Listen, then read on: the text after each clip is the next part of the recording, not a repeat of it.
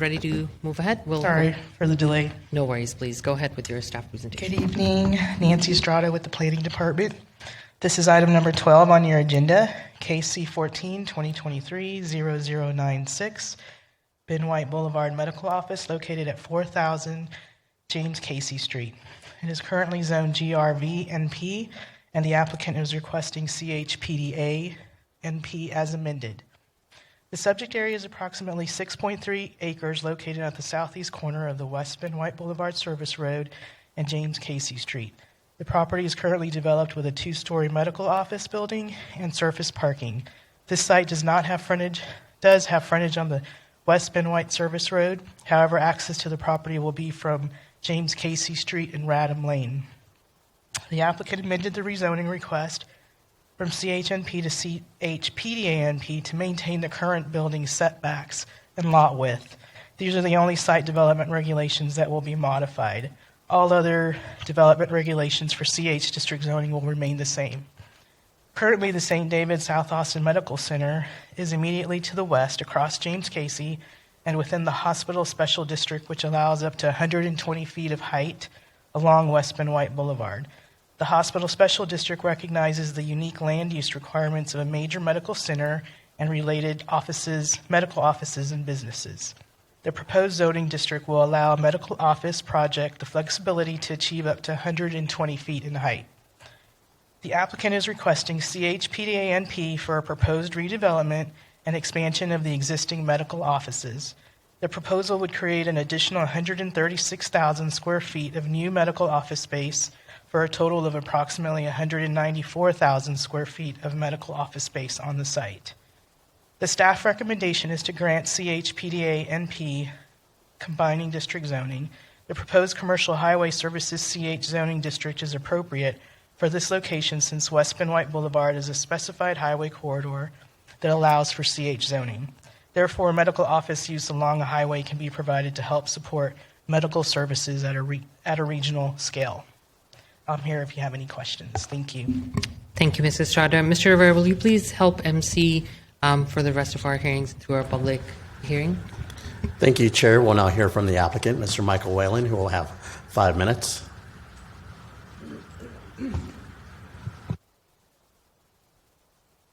Thank you, Chair, Vice Chair, Commissioners. Michael Whalen on behalf of St. David's Healthcare. Thank you for your time this evening. Our project is the Ben White Boulevard Medical Office redevelopment at 4007 James Casey Street. Next slide. Next slide, please. We are seeking to rezone the property from GRVNP to CHPDANP, as Ms. Estrada just pointed out, to facilitate the redevelopment of the existing 2-story medical office building and surface parking lot. The existing MOB was built back in 1983, and this redevelopment would add about 136,000 square feet of medical office to the site for a new total of 194,000 square feet. CHPDA zoning allows us to build higher than 60 feet while modifying 2 site development regulations to maintain the setback and lot width standards under the existing GR zoning. CH zoning is appropriate for this site, given its location abutting State Highway 71, which is also, as you know, known as Ben White Boulevard. And this project would result in modernized and expanded healthcare options in the neighborhood's designated hospital special district, and it advances council direction and planning policies that seek to place height and density along major corridors, such as a highway. Next slide. Here's a location map with the MOB site in blue. As you can see, the property abuts Ben White, and to the left, across James Casey, is the St. David's Hospital, known as the South Austin Medical Center. Next slide. And here is the site today. As you can see, oops, I guess must have been scrubbed. Sorry about that. You can't see it, but beautiful empty slide would show a 2-story condo project medical office building with surface parking. Next slide. And here,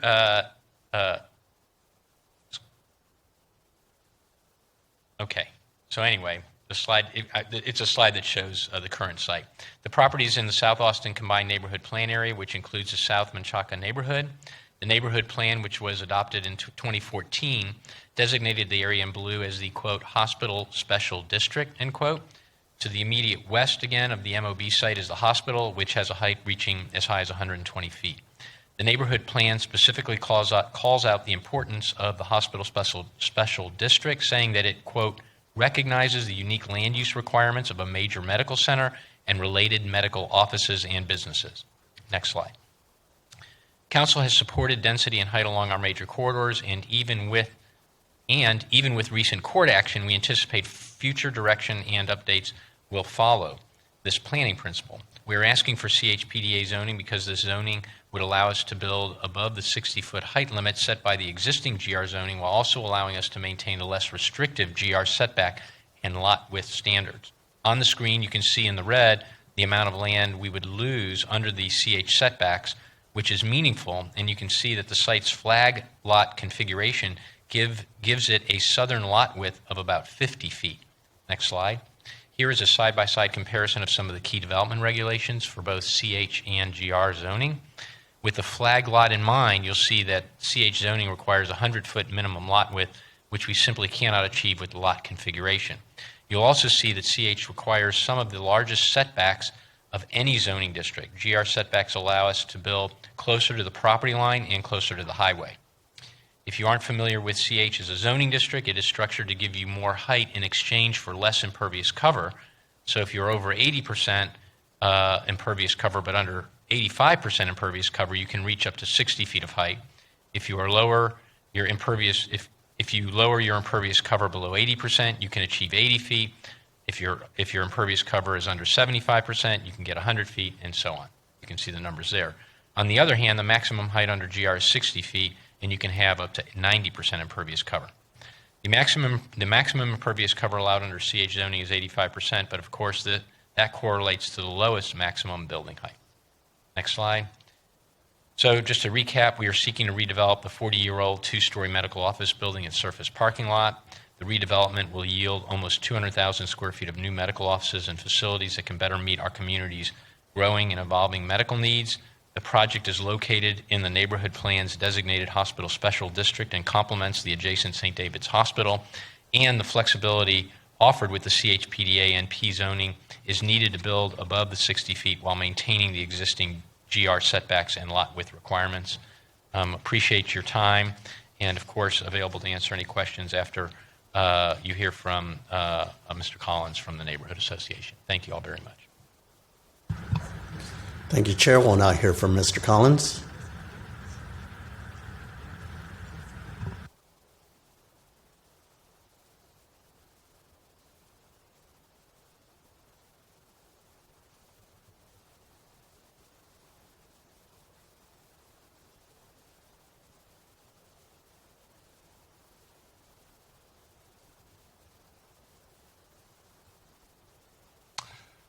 My name is Ray Collins. I chair the South Manchac Neighborhood Plan Contact Team. As of this writing, the applicant continues to ignore the numerous negotiable community benefits provided by the contact team's Exhibit A, which vary from extraordinarily inexpensive to extraordinarily generous.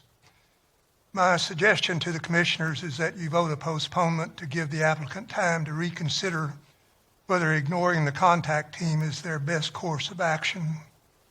Having watched PC Council interactions through Code Next, Code Cronk, and Home, I'm well aware of how the commissioners are ignored by, or how often the commissioners are ignored by council, as in a recent example of garages and FAR, so I'm certain you can empathize. That said, I will now address some other statements by the applicants, starting with my personal history after long ago making the Episcopal Church the church of my adult choice, and having since that time continuously lived in the Diocese of Texas and experiencing the following events. Many years ago, the Episcopal Diocese of Texas chose to sell its nonprofit hospital, St. David's, to the for-profit hospital, HCA Healthcare, and I will refer to that entity as St. David's HCA Healthcare. This involved a contract by which the HCA Healthcare remains obligated to fund the nonprofit St. David's Foundation created by the Episcopal Church, and the contract was successfully defended from the IRS over a number of years ending about 2002 by the church's law firm, Vincent and Elkins of Houston. HCA Healthcare continues to fulfill this contractual obligation. The applicant's attorney conflates the nonprofit St. David's Foundation created by the Episcopal Church and the for-profit St. David's HCA Healthcare Hospital. It is the foundation which is the source of the funding for vaccination programs, foundation communities, Caritas, etc.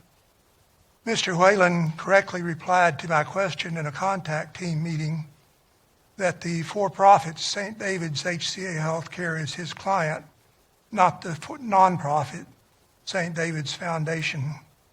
The community benefits sought by the contact team are from St. David's HCA Healthcare and not from the St. David's Foundation. With that clarification, I will now sort the smorgasbord of negotiable choices in Exhibit A into those that offer the applicant an opportunity to mitigate a problem the contact team seeks to address, namely that they are discharging people experiencing homelessness into the Southwood neighborhood, as correctly stated in Exhibit B, and is experienced by Sunrise Church members and other Southwood residents.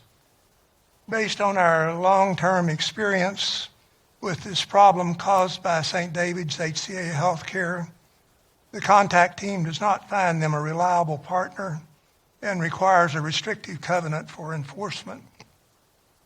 Second, Exhibit A offers St. David's HCA Healthcare the opportunity to provide inexpensive space in their medical office complex for respite care of people experiencing homelessness that St. David's HCA Healthcare are currently discharging into Southwood via such organizations as Central Health, Integral Care, ATC EMS community health personnel, and via nonprofit medical clinical space.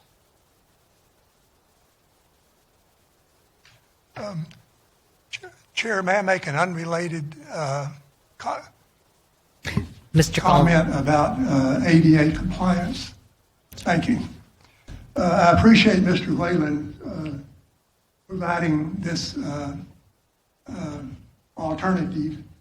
However, I want to mention that by the time I was 14, my hearing was ruined by gunfire, and I have never before come before into these chambers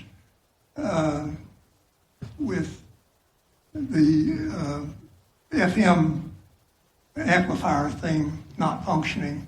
This is the first time. I hope it'll be the only time. And once again, thanks for the... Thank you, sir, and I really appreciate your note on ADA compliance as well. Really appreciate that. Chair, Commissioner Liaison Andrew Vera, can we take a 5-minute recess? Yes. Okay, it's 7:43. Let's all plan to come here by 7:48. So Planning Commission is about to go into recess.